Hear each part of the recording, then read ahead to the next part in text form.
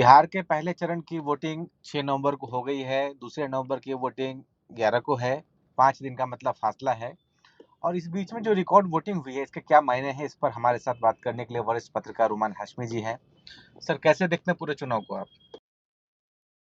देखिए, ये first phase का जो चुनाव हुआ है 121 सीट सीट को लेकर के, इसमें जहां तक हमने देखा है फील्ड में, अ, ये कहना गलत नहीं होगा कि बीजेपी के लिए कई सीट, मतलब 48 सीट पे बीजेपी के उम्मीदवार हैं, जिसमें से 20-22 सीट पे तो लड़ाई सीधे तौर पे फंसी हुई लग रही है। कई महत्वपूर्ण सीट्स हैं ऐसे।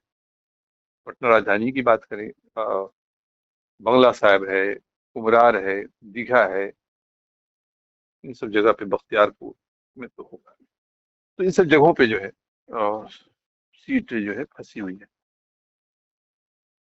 और एनडीए के तौर पे जो सीट, जैसे 29 सीट चिराग पासवान को दिया गया है, तो चिराग पासवान को जो सीट दिया गया, तो क्या लगता है कि जेडीयू का जो वोट है, कोयरी वोट है खास करके, ये देंगे क्या? वो 5 साल पहले चिराग ने इंडिपेंडेंट लड़े, जेडीयू के खिलाफ हर जगह कैंडिडेट उतारे, जो जेडीयू की सीट इतनी घट गई, उसको उनका नीतीश का वोटर उसको ये करेगा, अ, याद नहीं रखेगा। तो यहाँ जो सीन नजर आ रहा है, 29 सीट में से चिराग पासवान की जो चिराग है, वो कई सीट पे रोशन होती नजर नहीं आ रही। सीट के आंकड़े कम ही रहेंगे चिराग पासवान को। और यही मामला उपेंद्र कुशवाहा जो है, तो इनके जो रिलायंस है, खासकर चिराग पासवान की पार्टी है, उपेंद्र कुशवाहा की पार्टी को ज्यादा कमान मांझी है। ये लोग तो 1-2 सीट ले आए तो काफी है, ऐसा नजर आ रहा है। और सेकंड फेज का चुनाव जो 11 तारीख को, और कई जगह देखिए, कई जगह अब ये जो है, चाहे वो पटना साहिब की सीट हो, कुमरार जो है, वो बेसिकली कैस्ट डोमिनेटेड सीट है। अब वहां पे 30 साल से बीजेपी जो है विधायक थे, कैस्ट कम्युनिटी से आते थे, उनकी सीट काट के गुप्ता को दे दिया गया। और इधर जन स्वराज ने सिन्हा जो वाइस चांसलर रहे, प्रोफेसर मैथ के, उन्हें दिया है। अब जो हमने कल देखा पटना में, तो जनसुराज को तो मुझे लगता है 10% कुमरार में मुस्लिम वोट मिला, आधा वोट तो कैस्ट कम्युनिटी ने उनको दिया है। तो इस तरह से कई जगह सीटें हैं।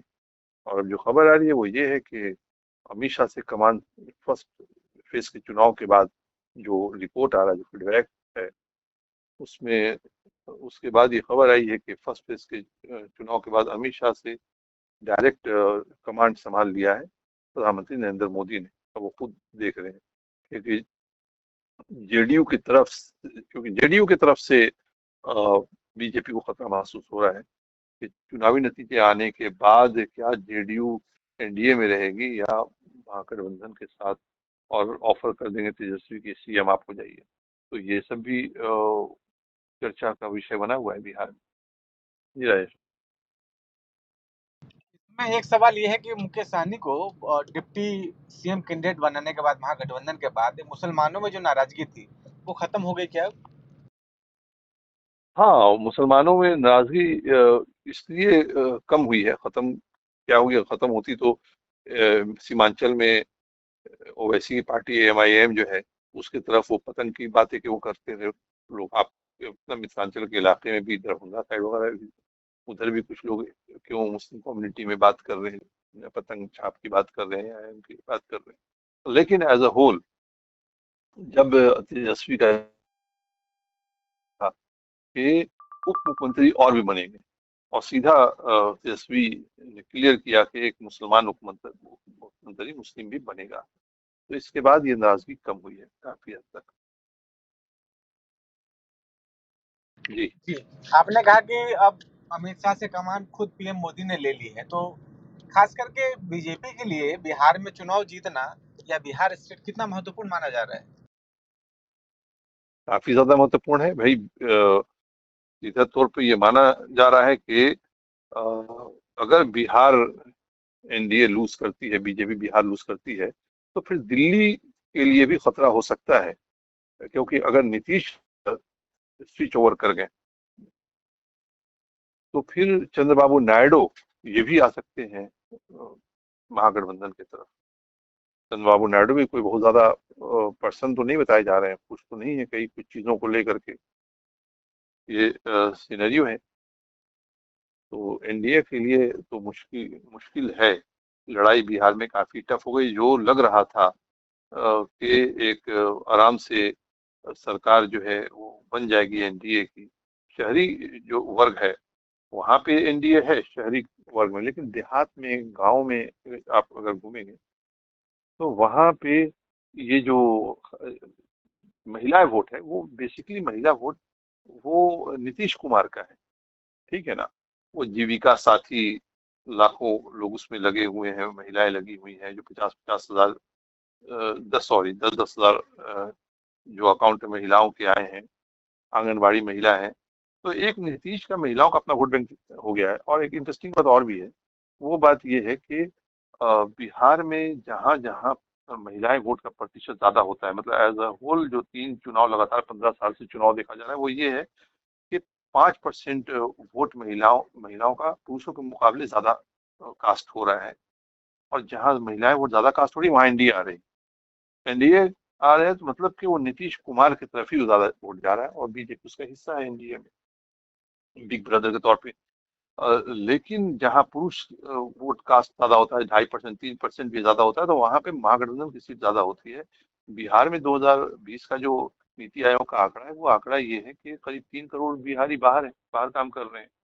अब जब बाहर काम कर रहे हैं तो महिलाएं लगातार 15-20 साल से चुनावी नतीजे आ रहे हैं, उसमें 5% महिलाएं वोट ज्यादा ला रही हैं। जब महिलाएं ज्यादा ला रही हैं वोट, तो फिर एनडीए की सीट जो है वो सुरक्षित हो रहा है। लेकिन जिस तरह से पोलिंग हुआ है आज 65, कल जो गुजर गया दिन, फर्स्ट फेज का 65% से ऊपर वोटिंग हुआ है काफी लंबे अरसे बाद बिहार में। तो आमतौर पर यह माना जाता है कि अगर वोट प्रतिशत ज्यादा हो गया तो एंटी इनकम्बेंसी है। लेकिन ये बात भी सही है कि कई जगह चुनाव हुआ है, वोट प्रतिशत ज्यादा आया है, लेकिन सरकार एनडीए की बनी है। जहाँ पे बीजेपी की सरकार है, एंटी इनकम्बेंसी नहीं हुआ है, जैसे मध्य प्रदेश वगैरह भी देखा जाए तो।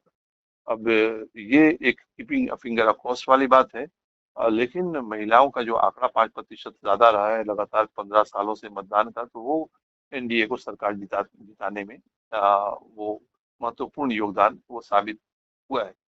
अब इस दफा का जो मामला हो रहा है, जैसे 29 सीट दे दिया चिराग पासवान को, वो महिलाएं हैं, वो पुरुष हैं, जो नीतीश की पार्टी के हैं, वो कहीं क्रॉस वोटिंग ना कर दे, वो कहीं आरजेडी या कांग्रेस को नहीं दे, या पे सीट दर सीट अगर आप देखिएगा, अब ब्राह्मण्स कम्युनिटी है दरभंगई में है अगर, तो इन या दूसरी सीट है, तो वहां पे अगर कांग्रेस जहाँ पे उम्मीदवार है, तो आरजेडी के साथ ब्राह्मण्स वोट को जाने में अगर दिक्कत होता है तो कांग्रेस साथ नहीं है, वहाँ वो कांग्रेस की तरफ उन्होंने वोटिंग किया है। ब्राह्मण्स वोट जो है, यादव फॉरवर्ड कास्ट का वोट कांग्रेस की तरफ किया है। तो मुकाबला जो है वो टफ है। और 11 तारीख को जो सेकंड फेज का वोटिंग है, उसमें अब प्रधानमंत्री ने खुद अपने हाथ में कमान ले लिया है। वो कितना स्विच ओवर कराते हैं, 52 सीट बीजेपी लड़ रही है 11 तारीख को। उसमें उसमें चंपारण भी है, इसमें चंपारण भी है जहाँ फिलहाल मैं आया हुआ हूँ भाई। 21 सीट आते हैं इसमें चंपारण मिला करके, यहाँ भी कई सीटें फंसती नजर आ रही हैं, अ, जो ट्रेडिशनली बीजेपी का सीट रहा है। लेकिन कुछ सीट पे आरजेडी भी फंसा हुआ है, जिसमें नरकटिया में है शमीम अहमद मंत्री रहे हैं अगर महागठबंधन सरकार में, उनको वहाँ चुनौती मिल रहा है। वहीं दूसरी तरफ रक्सौल में कांग्रेस से आगे जेडीयू से ज्वाइन कर लिया, पूर्व विधायक रहे श्याम बिहारी, उनको वहाँ चुनौती मिल रहा है, कांग्रेस की सीट वहाँ है। तो मामला थोड़ा ये है, टग ऑफ वार है। जी। आप क्योंकि ग्राउंड पे हैं सर, तो ये बताइए कि क्या नीतीश कुमार के जो स्वास्थ्य को लेकर ये भी कोई मुद्दा है क्या, क्योंकि विपक्ष लगातार बनाने की कोशिश की है। नहीं नहीं, वो बात ठीक है, वो नीतीश कुमार की वीडियो वगैरह स्वास्थ्य को लेकर के, लेकिन नीतीश कुमार ने आखिरी चरण में जिस तरह से सीट चिराग पासवान नीतीश के अपने गढ़ में सीट दे दिया था, एक सीट चिराग पासवान के पार्टी को, और नीतीश नाराज हुए, संजय झा खबर दी, संजय झा को और चौधरी जो है अजय चौधरी वगैरह, उनको काफी उन्होंने क्लास भी लगाई थी, और कमान खुद अपने हाथ में लिया था, फिर वो सीट लेकर के जेडीयू को दी गई। तो ऐसे में तो इस तरह की धारणा धराशायी होता है कि डिस्टर्ब होते तो आखिरी फेज में टिकट बंटवारे को लेकर कमान सीधे हाथ में लेकर के काफी गुस्से में थे। रोड शो में आप देखिए ना, अभी जो रोड शो हुआ पटना में, प्रधानमंत्री नरेंद्र मोदी उस रोड शो से नीतीश कुमार ने अपने को अलग रखा। ये क्या सिग्नल दे रहा है? ये तो ऐसा नहीं है कि कोई उनको मैनिपुलेट कर दिया। जो पार्टी में जो लीडर हैं जैसे संजय झा है या ललन सिंह है, जो बीजेपी के ज्यादा करीब है आज की तारीख में, उन्होंने कन्विंस तो किया हो नहीं होगा कि ये बात पछती नहीं है कि रोड शो में आप शामिल हो नहीं हो शामिल। ये तो नीतीश कुमार का अपना फैसला था, चाहे वजह जो भी रही हो, रोड शो में शामिल अपने को अलग रखा। तो अपने पत्ते नीतीश कुमार ने keeping close to his chest, अपने पत्ते को उन्होंने काफी क्लोज रखा है, पत्ते खोले नहीं। जी। तौर पर देखना है कि अब आगे सेकंड फेज में क्या होता है, जनता का वोटर का क्या रुख रहता है।